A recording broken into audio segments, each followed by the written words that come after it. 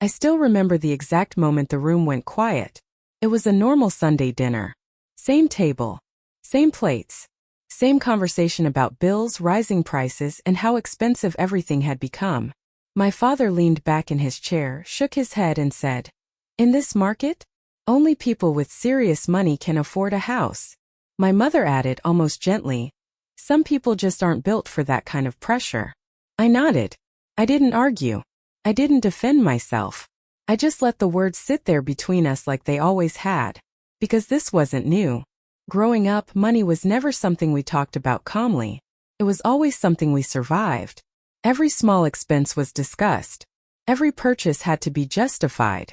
I heard we can't afford that more times than I can count. Not in a cruel way. Just in a tired way. In a realistic way. My parents weren't negative people. They were cautious people. Careful people.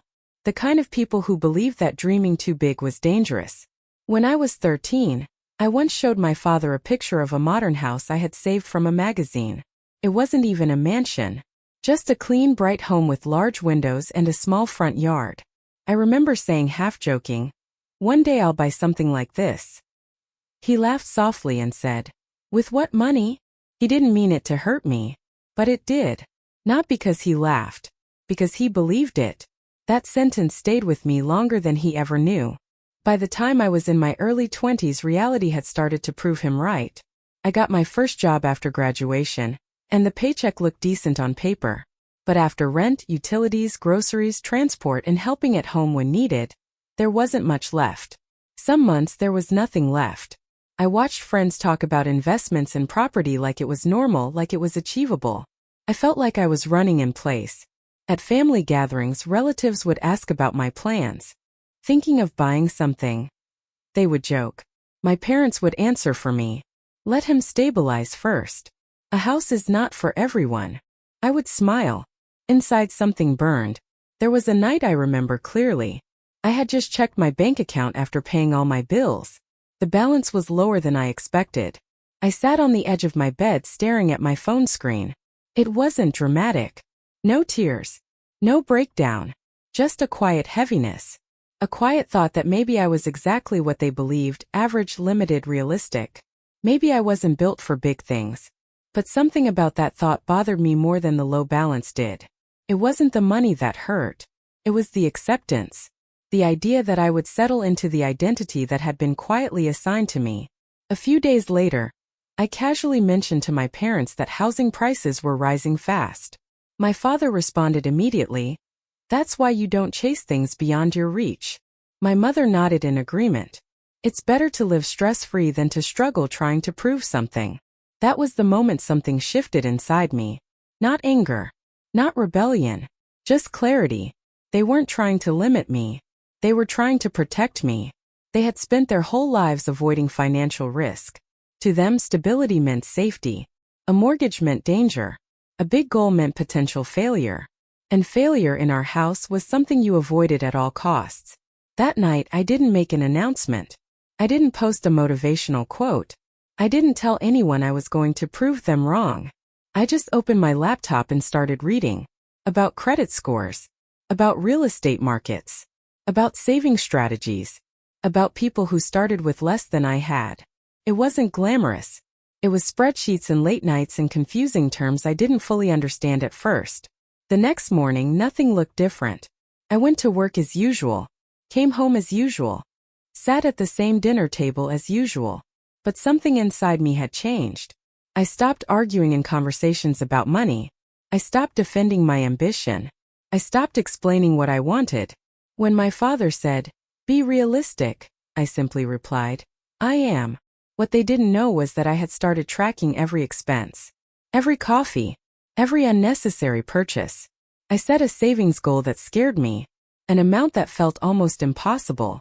The first month I barely made progress. The second month was slightly better. It was slow. Painfully slow. But it was movement. At another dinner weeks later, housing came up again. My father shook his head. People our type don't buy houses in times like this. I looked at him calmly. And for the first time in my life, I didn't feel small when he said it. I felt focused. Because while they were discussing limitations, I had already started building something they couldn't see. And I wasn't going to talk about it. I was going to show them. The first real test came sooner than I expected. After 3 months of strict saving, tracking every dollar, and cutting anything that wasn't essential, I decided to meet with a loan officer. I didn't tell my parents. I didn't tell anyone. It felt too fragile to speak out loud. Like if I said it, it might collapse under someone else's doubt. I walked into the bank on a Tuesday afternoon during my lunch break. I remember adjusting my shirt collar in the reflection of the glass door before stepping inside. I wasn't confident. I was hopeful. The meeting was polite, professional. The loan officer asked about my income, my credit history, my savings. I answered honestly. I showed the numbers I had worked so hard to improve. He typed quietly into his computer, nodding occasionally. Then he turned the screen slightly toward himself and cleared his throat. Right now, you don't quite qualify for the amount you'd need. He wasn't rude. He wasn't dismissive. He was factual. But the word "don't" echoed louder than anything else. I asked what I needed to improve. He explained. Higher credit score, larger down payment, more consistent savings history. It wasn't impossible. Just wasn't now. I walked out of that bank feeling strangely calm. Not defeated. Not embarrassed. Just aware. For years, the idea of rejection had terrified me because I thought it would confirm what my parents believed. But standing there in the parking lot, I realized something important. This wasn't proof I couldn't do it. It was a checklist. That evening at dinner, my father casually mentioned a colleague who had tried to buy property and failed. It's not easy, he said. People think it's simple until reality hits. I looked down at my plate and nodded. If he only knew how close that statement was to my afternoon. Part of me wanted to say, I went to the bank today. I wanted to prove that I was trying, that I wasn't just dreaming. But I stopped myself, because this wasn't about convincing them anymore. It was about qualifying. That night I reviewed everything the loan officer had told me. I checked my credit report line by line. I found small mistakes I hadn't noticed before. I started paying down the smallest debts aggressively. I automated my savings so I couldn't touch it impulsively. I even picked up extra hours at work when they were available. It wasn't dramatic. It was boring discipline. There were weekends when friends invited me out and I said no. Not because I couldn't go, but because I had decided that temporary comfort wasn't worth delaying long-term stability. There were moments I questioned if I was being too extreme, if I was sacrificing too much. Then I would remember the sentence. With what money? And it would refocus me instantly. Months passed. My savings grew slowly but consistently. My credit score started climbing. Not by leaps but by steady increments. Every 10-point increase felt like a small victory no one could see. One evening my mother came into my room while I was reviewing my budget spreadsheet. She looked at the screen and asked, "Why are you always calculating things?" I smiled lightly. Just trying to be organized. She nodded, satisfied with the simple answer. Just don't stress yourself over things that aren't realistic. There it was again. Realistic. I realized something subtle. Their version of realism was based on their experiences, not my potential. They had never bought a house. They had never tried to. So to them, it existed in the category of too risky. But I had data now. Numbers. Plans. Targets. This wasn't fantasy anymore. It was strategy. 6 months after my first bank visit, I went back. Same building. Same reflection in the glass door. But this time I felt different walking in. Not confident but prepared. The numbers were better. My savings had crossed a threshold that once felt impossible. My credit score had improved significantly. I had a consistent record of disciplined deposits. The loan officer reviewed everything again.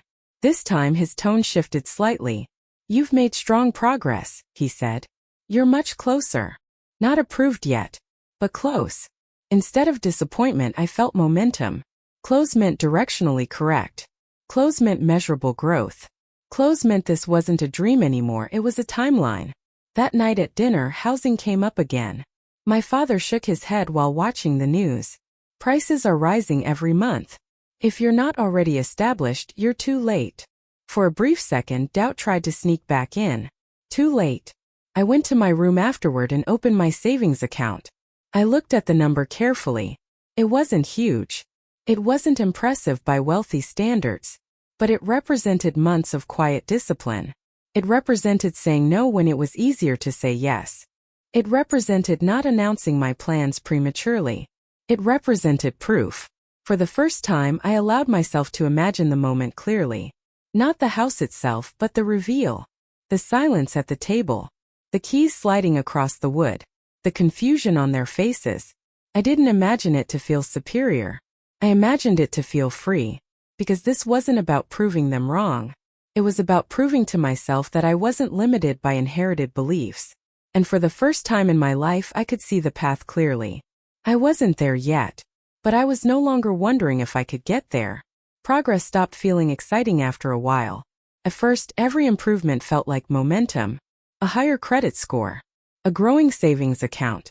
Fewer unnecessary expenses. But after months of discipline, the journey became quiet and repetitive. Wake up. Work. Save. Study. Repeat. There were no fireworks. Just consistency. Around that time, something unexpected happened.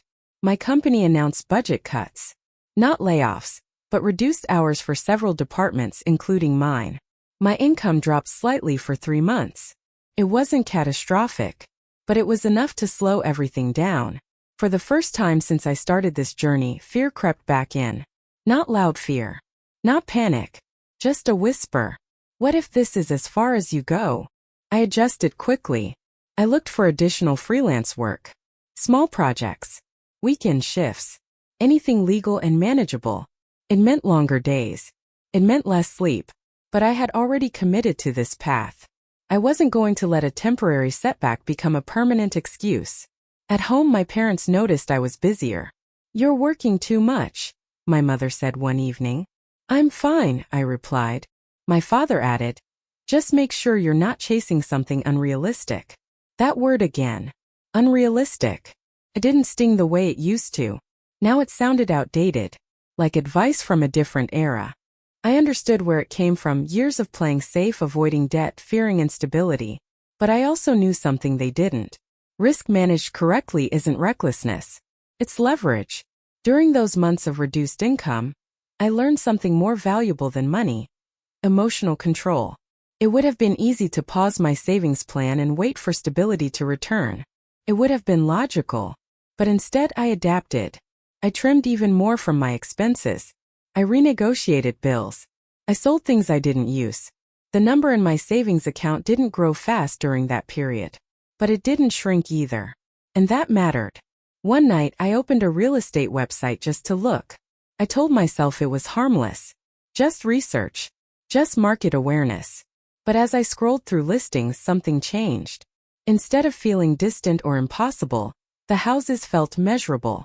I started comparing prices, neighborhoods, property taxes. I wasn't fantasizing. I was analyzing. There was one modest home that caught my attention. Not flashy. Not oversized. Just practical. Clean exterior. 2 bedrooms. Manageable price. For a moment, I imagined walking through it. Then I closed the tab. Not yet. I wasn't going to let excitement outrun preparation. Another 6 months passed. My income stabilized again. The side work added an extra cushion. My savings crossed a number that once felt unreachable. When I saw it, I didn't celebrate. I just sat quietly. Because now this was real. I scheduled another meeting with the bank. This time I didn't feel nervous walking in. I felt steady. I had documentation organized. Income statements. Savings history. Credit reports.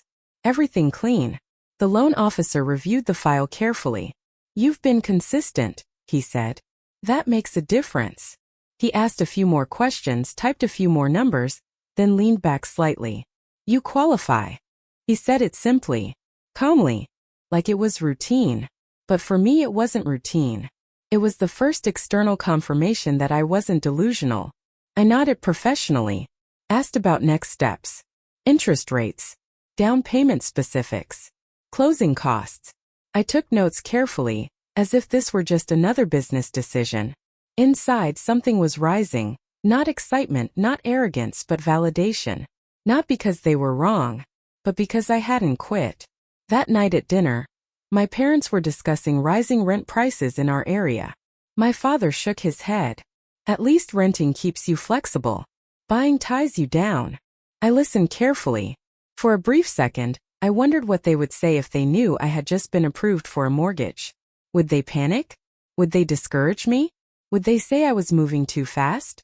And that's when I made a quiet decision. I wouldn't tell them yet. Not because I was hiding something maliciously, but because I wanted the outcome to speak louder than the process. Over the next few weeks, I revisited that modest home listing. It was still available. I scheduled a viewing alone. Walking through it felt surreal. The rooms were empty but not lifeless. The walls were plain but full of possibility. I didn't imagine luxury. I imagined stability. I imagined silence that belonged to me. I imagined inviting my parents over, not to ask permission, but to show them something complete. There were negotiations, small price adjustments, paperwork, inspections. Every step felt heavy, not because it was complicated but because it was final. The day I signed the purchase agreement, my hand didn't shake. It felt steady. But when I walked back to my car afterward, I sat in the driver's seat and just stared ahead for a long moment. I thought about that 13-year-old version of me holding a magazine picture. With what money? I smiled slightly. With discipline. With patience. With silence. And now all that remained was one final step. The keys. Closing day didn't feel the way I thought it would. I had imagined fireworks in my chest. Some overwhelming rush of achievement. But when I walked into the office to finalize everything, it felt calm. Almost quiet. Like I was handling something fragile and important at the same time. There were stacks of documents. Sign here. Initial there. Confirm this amount.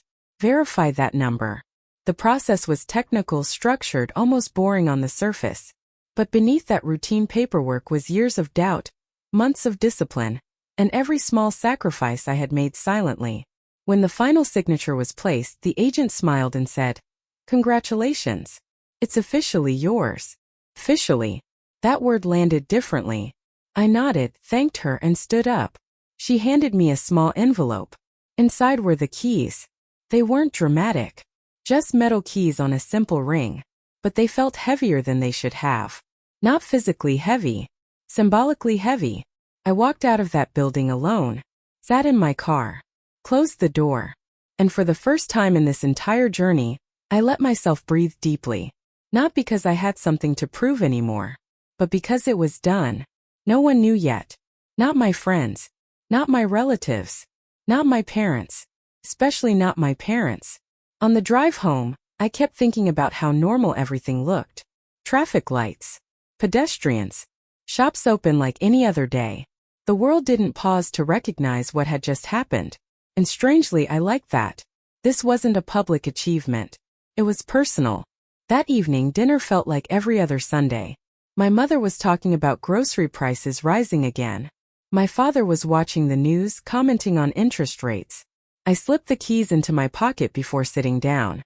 For a moment, I considered saying it immediately. I bought a house. Simple. Direct. But something told me to wait. Because this wasn't about announcing success. It was about closing a belief cycle. Halfway through dinner, my father said something that made time slow down. You know, in this economy, only people who already have wealth can buy property. The rest just dream about it. He wasn't mocking me. He wasn't even looking at me directly. It was just another general statement about the world. But I felt the weight of the keys in my pocket. This was the moment I had imagined so many nights. Not with anger. Not with revenge. Just with quiet certainty. I reached into my pocket slowly. My heart wasn't racing the way I thought it would. It felt steady. Grounded. I placed the keys on the table. The metal touched the wood softly. At first, no one reacted. My mother glanced down casually. "What's that?" I didn't speak immediately. My father looked at the keys, then at me. "New car." I shook my head. Silence stretched across the table. "It's a house," I said calmly. They stared at me, waiting for clarification. "I closed today." There was no dramatic background music. No exaggerated reaction.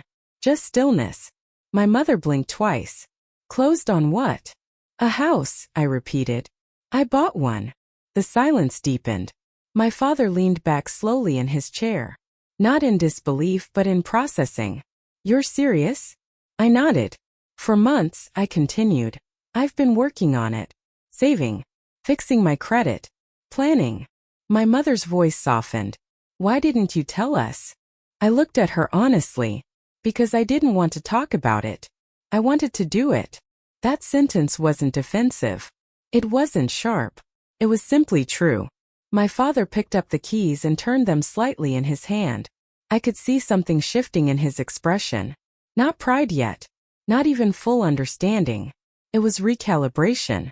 The image he had of me, the cautious not yet ready version, was being updated in real time.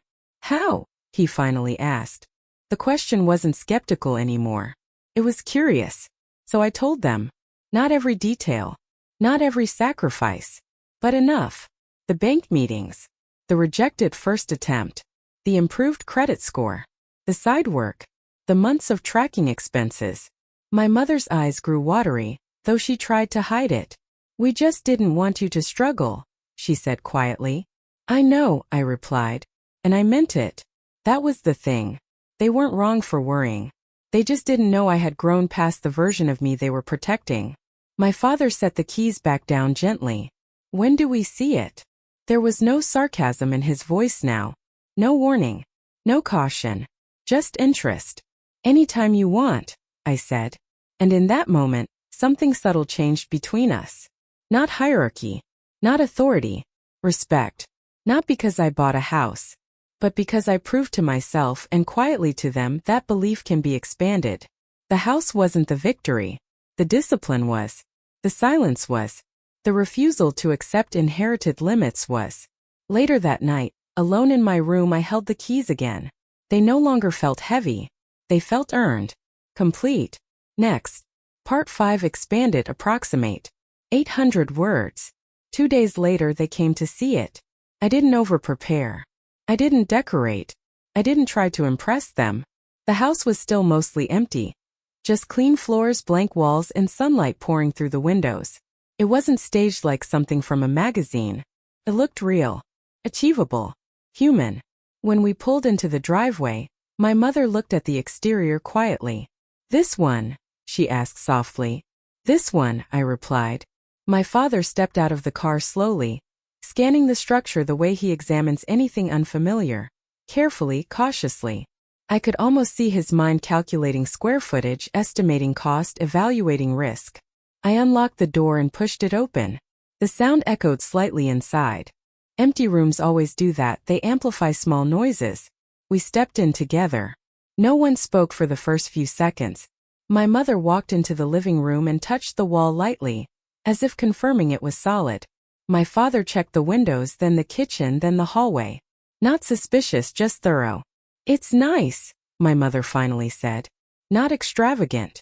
Not unbelievable. Just nice. And that word meant more to me than exaggerated praise ever could have. We walked through each room slowly. I could see their expressions changing, not dramatically but gradually. The house wasn't overwhelming. It wasn't luxurious beyond imagination. It was practical, responsible, measured, which made it harder to criticize. In the second bedroom, my mother paused. What will you use this for? I shrugged lightly. Maybe an office. Maybe a guest room. She nodded, picturing it. My father finally asked the question I knew was coming.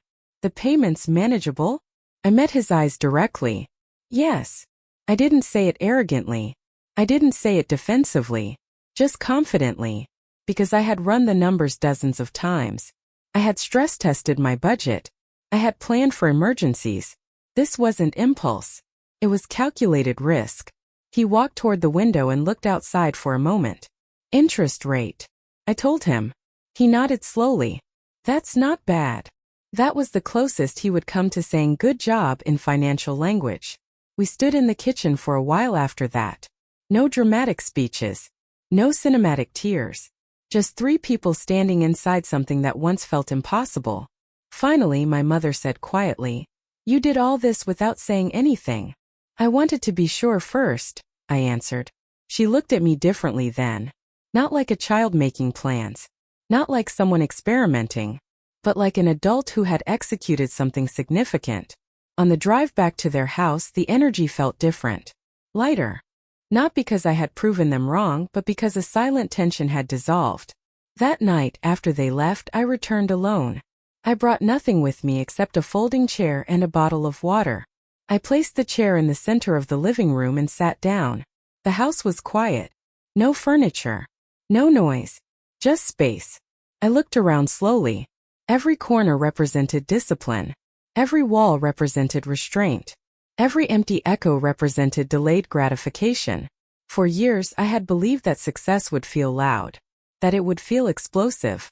But sitting there in that quiet room, I realized something important. Real growth feels calm. There was no one clapping. No audience. No announcement. Just me in a house I once thought was out of reach. I thought about every moment I had doubted myself. Every time I stared at my bank balance and wondered if I was foolish. Every time I heard the word unrealistic. And I realized something that changed everything. My parents weren't wrong about the difficulty. They were wrong about the possibility. There's a difference. Difficulty requires preparation. Impossibility requires surrender. And I had chosen preparation. I stayed there until sunset, watching the light shift across the floor. Eventually, I locked up and headed back to my apartment for one last week before moving fully. At dinner the next Sunday, the conversation was different. My father mentioned property taxes and asked if I had factored them in. I said yes. My mother asked about insurance. I explained my plan. There was no more "you can't." Only "be careful." And that shift, subtle but powerful, meant more than the purchase itself. A few days later, my father called me unexpectedly. "I was thinking," he said, clearing his throat slightly, "when you move in, maybe I can help with a few things. Paint. Install shelves." It wasn't an apology.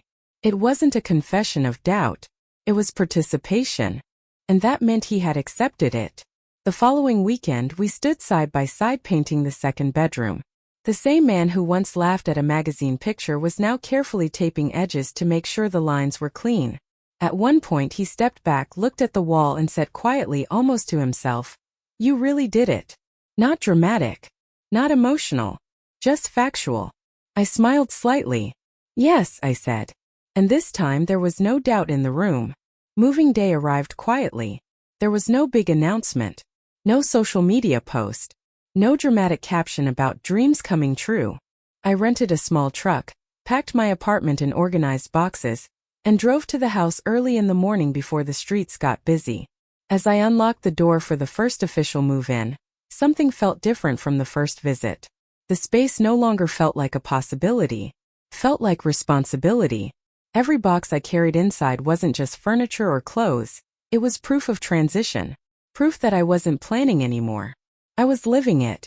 My parents came later in the afternoon to help. My mother immediately started organizing the kitchen without asking. My father assembled shelves with quiet focus. The dynamic felt natural, but underneath it I could sense something new. A quiet pride they weren't fully expressing. At one point, while lifting a heavy box, my father said almost casually, "It's good you didn't rush this." I paused for a second. He didn't say I was wrong. He didn't say I doubted you. But in his language, that sentence meant acknowledgement. "I didn't rush," I replied. "I prepared." He nodded. That word mattered. Prepared. Not lucky. Not reckless. Not impulsive. Prepared. Later that evening, when most of the boxes were inside and the truck was returned, we sat on the floor in the living room eating simple takeout food. No furniture yet. Just us and cardboard boxes stacked around the walls. My mother looked around slowly. "It feels peaceful." "It is," I said. And it truly was.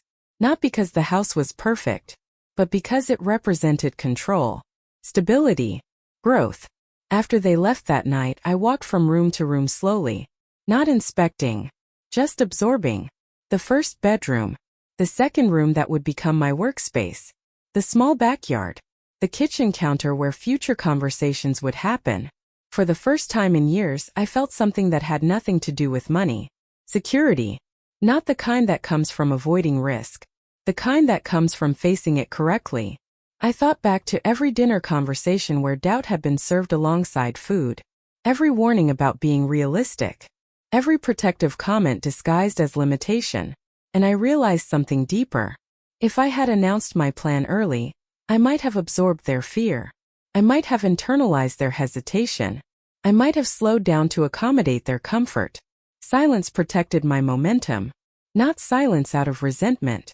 Silence out of focus. Over the next few weeks, I settled into a new routine. Mornings felt different when they began in a place that belonged to me. The air felt different. Even the responsibility of paying the mortgage felt grounding rather than stressful. Each payment wasn't pressure. It was progress. One evening my mother called. "I was telling your aunt about the house," she said carefully. She was surprised. I smiled. "Surprised how?" "She didn't know you were planning it." "Neither did you," I replied gently. She laughed softly on the other end. "You kept it very quiet." There was no accusation in her tone. Only mild disbelief. "I needed to," I said. She paused for a moment, then added something that stayed with me. "We never wanted you to think you couldn't do things. We just didn't want you to struggle like we did." There it was. The root of it all. Their doubt wasn't disbelief in me. It was memory of their own hardship. "I know," I said, and I meant it fully now. Buying the house didn't create distance between us. It created understanding. A few days later, my father visited alone. He walked through the house again, slower this time. He inspected small details, the alignment of a door, the finish of the cabinets. Finally, he stood in the living room and said, "You changed the direction." I looked at him, unsure what he meant. "For us," he continued, "we always believed certain things were out of reach. You didn't." It wasn't praise in a loud form, but it was deeper than that. It was recognition. I didn't respond immediately. What could I say? That I was scared too? That I almost quit? That I doubted myself more times than they ever doubted me? Instead, I simply said, "I just didn't stop." He nodded slowly. And in that moment, something shifted generationally. Not wealth. Belief. The house wasn't the end of the story. It was evidence that inherited limits aren't permanent. That careful planning can coexist with ambition. That realism doesn't have to mean restriction. That sometimes the quietest journeys produce the loudest results. That night, as I locked the door before going to bed, I looked at the keys in my hand one more time. Months earlier they felt heavy. Now they felt normal. Earned. Integrated. Not a symbol of proving someone wrong, but a symbol of proving something to myself. A few months after moving in, something subtle began to change. Not in the house, but in the conversations. At family gatherings, the topic of money still came up. Rising costs. Interest rates. Job security. But now, when property was mentioned, my father would occasionally say, "It's possible, if you plan it properly." The first time I heard him say that, I almost looked around to see who he was talking about. He wasn't telling my story directly. He wasn't bragging. That wasn't his style. But the narrative had shifted. The sentence had changed from "people like us don't" to "it's possible if." And that small difference meant everything. One evening, we were sitting outside on the small patio in my backyard. The air was calm. My mother was talking about planting something in the corner near the fence. "You should grow something here," she said. "It will make the house feel alive." I smiled. It already feels alive. But I understood what she meant. Houses aren't just walls and payments. They become alive when people add memory to them. Later that night, after they left, I sat alone again in the living room. But this time it wasn't empty. There was a couch, a small table, a lamp casting warm light across the walls. The house didn't feel like proof anymore. Felt like home. And that's when the real realization hit me. The biggest battle hadn't been financial. It had been psychological. There's a strange thing that happens when you grow up hearing limitations repeatedly.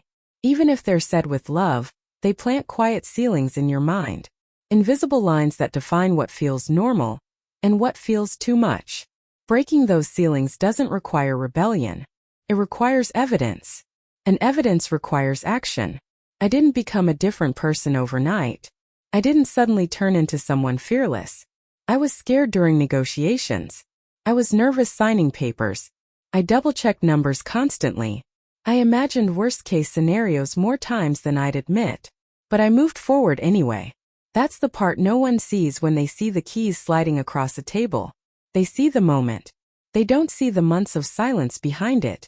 A few weeks later, my father and I were fixing a small issue with the kitchen sink. It wasn't major, just a loose connection. We worked side by side quietly for a while before he spoke. "I underestimated how focused you were," he said. It wasn't dramatic. He didn't look at me when he said it. He just kept adjusting the pipe. I leaned back against the counter. Maybe I underestimated myself too. He paused, then gave a small nod. "That happens," he replied.